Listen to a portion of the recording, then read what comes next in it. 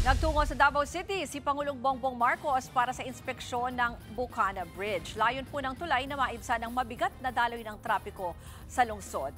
At mula sa Davao City, may express report si Bril Montalvo ng News 5 Mindanao. Bril, ano ba ang nakita dyan ng Pangulo? Ano ba yung status ng bridge na yan?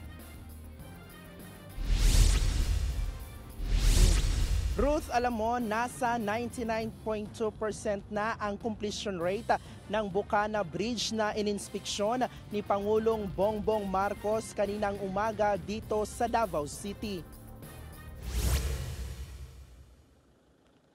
Kasama si Public Works and Highway Secretary Vince Dizon, binisita ni PBBM ang naturang proyekto. Meron itong 4 na lanes at may habang 1,340 meters. Parte ang nasabing tulay ng Davao City Coastal Bypass Road Project na nagkokonekta sa eastern at western part ng Davao City Coastal Road.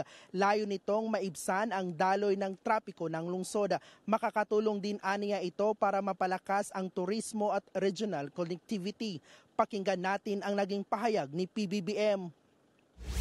Estimate natin na ang biyahe na dati halos 2 oras ay mababawasan, magiging mga 25 minutes, 20 minutes na lang.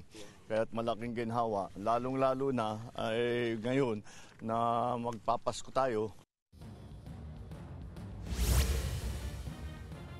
Ruth, ayon kay PBBM, bubuksan at magagamit ang Bukana Bridge sa publiko sa December 15. At ang buong Davao City Bypass Road, Coastal Road naman ay matatapos sa December 2027. Ruth. Yan po ang express report ni Bril Montalvo ng News 5 Mindanao. Mga kapatid, Ruth Cabalco, para sa mabilis na pasada ng mga balitang dapat niyong malaman, mag-follow at mag-subscribe sa social media pages ng News 5.